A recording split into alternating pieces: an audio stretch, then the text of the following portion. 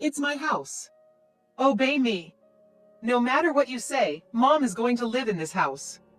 As soon as I strongly opposed the idea of my mother-in-law living in our home, my husband, Jack, burst into anger like a raging fire and said that. I frowned and replied, but this house was handed down to me by my parents. Why is Jack boasting that it's his house when it's mine? However, I tried to have a decent conversation, but if Jack kept taking an authoritative attitude, thinking he could make me obey him, he raised his voice and said, I'm the one paying the rent. So this house is mine. It's not yours. I was at a loss for words. I'm not even having you pay for it. As I couldn't say anything, Jack thought he had one, snorted, and plopped down on the living room sofa. I let out a big sigh. My name is Amy. I currently live with my daughter, Sarah, who is going to be an 8th grader, and my husband, Jack. We live in a 2-story house, and Jack and I started living in this house about 3 years after we got married. Originally, my parents lived in this house, but they decided to give up the house and move to the countryside, saying they had something they wanted to do there. At that time, my parents decided to rent this house to us, Jack and I, who were married and had Sarah in my belly. I suppose my parents were concerned about their income even though they had moved to the countryside. Well, it was cheaper than living in an apartment or buying a new house, so Jack and I were happy to pay the rent. I work as a magazine editor and make a decent amount of money. Originally, I was an editor for a fashion magazine, but now I've been entrusted with being the editor-in-chief of other magazines. I've always enjoyed thinking about the writing and design in magazines, so this job is like a calling for me. By the way, I met my husband, Jack, through work, during a meeting. He was a photographer. His style was to shoot anything he thought was nice, be it landscapes or people, and then ask for it to be published in a magazine. Well, there aren't many times that what he shoots and what the editorial department wants to post coincide. So, I guess I earn more.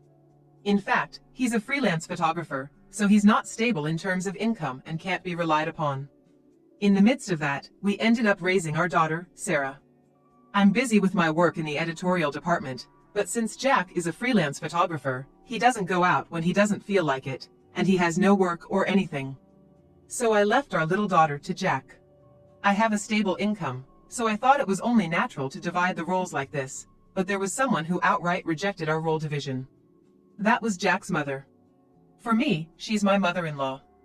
My mother-in-law didn't necessarily believe in male superiority over women, but she had a personality that couldn't tolerate her own son taking care of the child or doing household chores.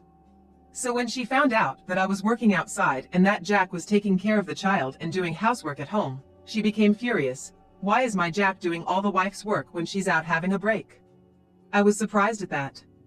Jack had been living at home until he married me, so my mother-in-law should have known that he was a freelance photographer and didn't have a stable income. However, it seemed that how much Jack was earning didn't matter to my mother-in-law. What mattered to her was whether her precious only son was not having a hard time. Excuse me, I'm not just taking a break outside. I'm working hard outside every day. I'm just having Jack look after Sarah while I'm gone. When I came home after finishing my work, my mother-in-law was standing like a statue in the doorway waiting for me, and I was really surprised. My mother-in-law's house is a 3-hour drive away, so I thought she wouldn't come so easily. But she must have been worried about her son Jack. As soon as she came to our house while I was gone, she began to lecture me immediately. You know, even if you say you're working outside, you're married to Jack, right? You have to think of Jack first, you know? And yet you're pushing child-rearing and housework onto Jack. If this was going to happen, you shouldn't have had a child. I inadvertently reacted to my mother-in-law's words with a huh? I somehow knew that my mother-in-law disliked me. After all, her son was the most important person to her, so she probably resented me, the bride who stole her son through marriage. Even so, I thought she would cherish her son's married life and the child born between her son and me. But it seems I was wrong about that. My mother-in-law really only cared about her son, Jack, and considered everyone else a nuisance. On top of disliking me, she started saying she didn't need my daughter, Sarah, either. Finally, she grinned and looked towards the living room where Sarah was, saying, if you're gonna keep bothering Jack, we might have to think about sending Sarah somewhere to be adopted. I was instantly irritated by her words and told her clearly, please leave. My mother-in-law, already disliking me, frowned and said, what are you saying to your husband's mother? But I grabbed her arm and said, mother-in-law or not, you're an outsider to this house. Who do you think you are, telling me to give up my dear child for adoption? We won't associate with you anymore, so leave. I then took her outside, escorted her to the gate, and immediately closed the door behind me. She made a fuss in front of the house for a while, but I ignored it. During that time, Jack was doing what, you might ask? Well, since his mother came over, he left everything to her, including taking care of Sarah and the house chores, and he himself was sound asleep in bed. Well, it seems his mother must have thought, why do I have to do the wife's work? She didn't do any housework and completely neglected Sarah's care. I rushed to Sarah and made dinner for her. While Jack was still asleep, I called my father-in-law. Unlike my mother-in-law, who valued only her son and didn't listen to anyone else's opinions, my father-in-law was a reasonable person. When I told him everything about how my mother-in-law had barged into our house, lectured me absurdly, and even said to put Sarah up for adoption, he was as angry as I was and came to pick her up right away. You don't have to deal with the relatives much anymore. I'll make sure my wife stays away from this house too, said my father-in-law, grabbing his wife by the scruff of her neck, who was screaming, why do I have to be yelled at? This woman married Jack, didn't she? Then she should serve Jack and listen to what I say too, and put her in the car. Enough already. Do you want to make your own son good for nothing? Our grandchild was just born, and now everything is ruined because of you. My father-in-law was angry. Of course, my father-in-law wants to love his grandchild. Nevertheless, my father-in-law saying minimal interaction with relatives is fine was probably to protect me and Sarah. I can only thank my father-in-law. Then, we stopped seeing my in-laws so often, no big incidents happened, and when Sarah was in 8th grade, something happened. Shockingly, my father-in-law had passed away. He had been complaining about feeling unwell for several days, so he was on his way to the hospital when he lost consciousness. He was rushed to the hospital, but it seems luck was not on his side. Suddenly, my father-in-law's death saddened me. Of course, Jack, who lost his real father, was also sad. And even though she hadn't been interacting with the relatives, Sarah, who had continued to correspond with her grandfather in 8th grade, was very upset. Since they were pen pals, Sarah might have been sadder than me. After all, I couldn't help but think, who's going to stop my mother-in-law now? While it's sad that my father-in-law passed away, the fact that there is now no one to stop that reckless and hateful mother-in-law who dislikes both me and Sarah is very frightening. In the future, my mother-in-law might storm into our house. After all, until now, even if she tried to come to our house, my father-in-law had been strictly managing the money so she wouldn't have the travel expenses, and had even made her give up her driver's license. But now, my father-in-law's inheritance is hers, and no one around to tell her how to use that inheritance. It seemed as though my fears had come true when my mother-in-law approached us as the funeral ended and relatives gathered, declaring, I'm going to move into your house soon. Certainly, since my father-in-law has passed away, my mother-in-law will be living alone in her house. However, even so, I absolutely cannot agree to live with my mother-in-law, who sees me and Sarah as nuisances. Especially considering that Sarah is in a sensitive period of adolescence, being in 8th grade. I'm sorry, but living together is impossible, I firmly refused, and my mother-in-law glared at me as if she were going to spit at me. Then, she put her hand on Jack's arm and said in a frail, elderly voice, Jack, you really married a cold-hearted wife, didn't you?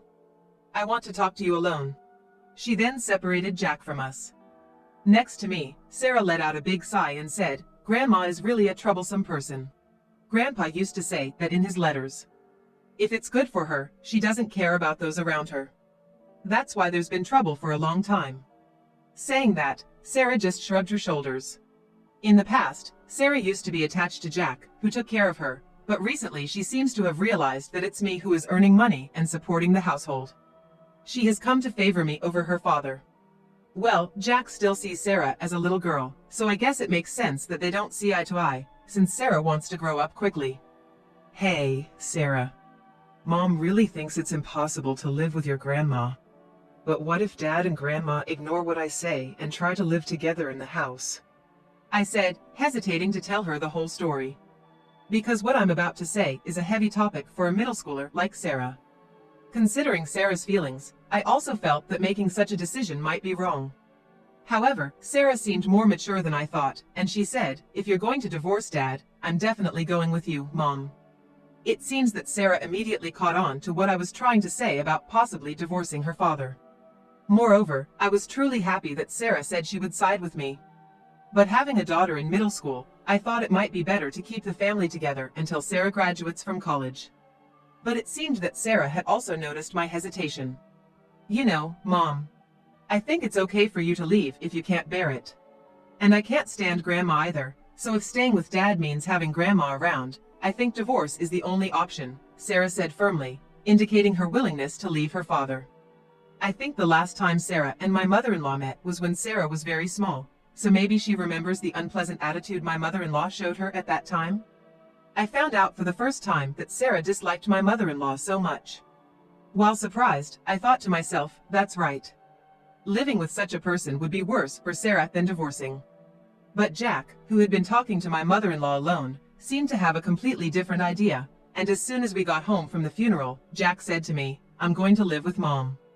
But my opinion hasn't changed since the old days. I absolutely refuse. Living with your mother, even if the world turns upside down, is unthinkable.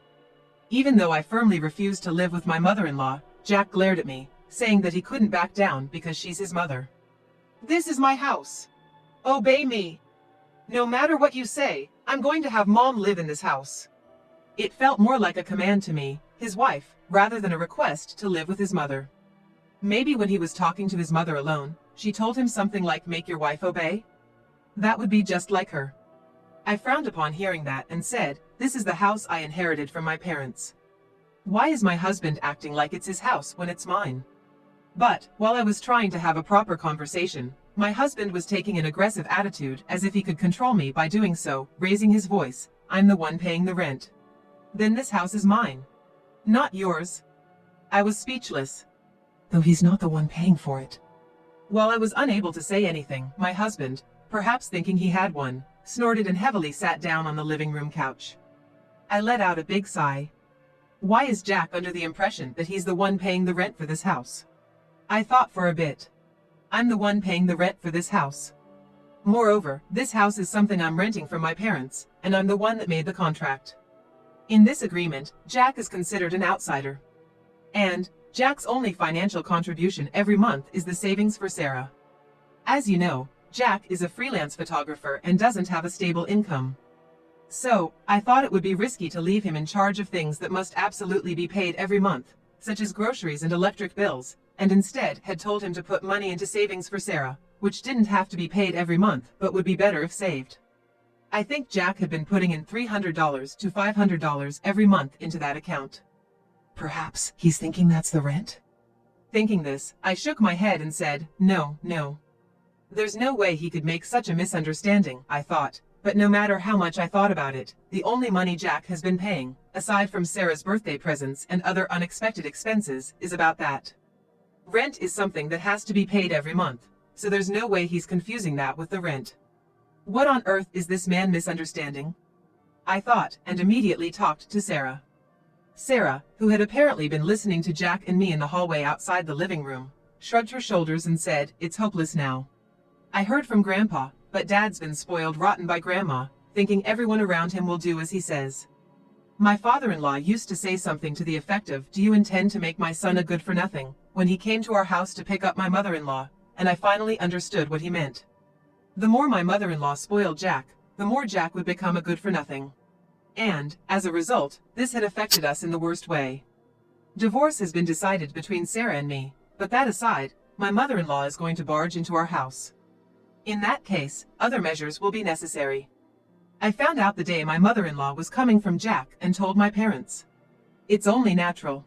The owners of this house are my parents, and currently, they are renting it out to our family, so if my mother-in-law arbitrarily says, I'm going to live here, we'll have to call the owners of the house. An hour before my mother-in-law was due to arrive, my parents arrived at the house, and Jack was in a panic, saying, WHY are Amy's parents coming to the house? Even though he's under the mistaken impression that he's paying the rent, he must understand that this house belongs to my parents and that I'm just borrowing it now, so that's probably why he's panicking. I've properly told my parents about what's happened, so my parents have been giving Jack stern looks from the beginning, saying, Jack, you are Amy's husband and Sarah's father. Yet, even though they both are strongly against it, you seem to be forcibly trying to have your mother live with you. And that mother is coming here today, my father said to a trembling Jack, who answered, but, Dad passed away. My father continued, so what? Just because she's alone? There are other ways if she's lonely, but you are neglecting the family you should protect and calling your mother to this house. Then we have no choice but to evict you from this house. What? Why? This house was handed over to my daughter, not you. My daughter seems to be going to divorce you, and we won't let you and your mother live here. Jack looked at me in surprise, but quickly snorted. I'm the one paying the rent, how can you allow this? But reality was different. My father sighed and said, I have been receiving the rent from my daughter every month. I've never received it from you, and Jack's eyes widened. When I said to Jack, could it be that you thought you were transferring money to my dad's account, when you were actually putting it into the account for Sarah? Jack began to hold his head on the spot, recalling his actions at the time of the transfer. It finally dawned on him that the account he'd been putting money into was not his father-in-law's, but the one he'd made for his daughter. Both my parents and I were dumbfounded by his series of actions. After a while, his mother-in-law came to our house. She arrived in high spirits, but upon seeing my parents standing like sentinels at the front door, waiting for her, she suddenly became nervous. When my parents spoke about Jack's and my divorce, the mother-in-law joyfully said, finally, Jack's free from that horrible wife, but when they explained that Jack would be kicked out right away because the house was not his, she turned pale and exclaimed, what? I sold my house. I thought we could live here. Though she said this, my father and mother adamantly refused to let her in, and eventually, she broke down crying and ran away somewhere. Jack also ran after his mother like that. While they were gone, we called a locksmith to change the locks. Now neither Jack's mother nor Jack will be able to enter the house without our knowledge. I immediately had a lawyer proceed with the divorce, and I became a single mother. Sarah also said about our divorce, it was a bold decision, but I think it was good. Dad hasn't been taking photos at all lately, and he was becoming a bum. Plus, if Grandma was added, I think my college fund would have been used. After the divorce, it seems Jack and his mother-in-law have started living in a cheap, run-down apartment. The mother-in-law, realizing that they can't live on Jack's earnings, is now working diligently at a part-time job, but someday, that life will probably collapse. Well, it's none of our business. Right now, my daughter and I are living happily together.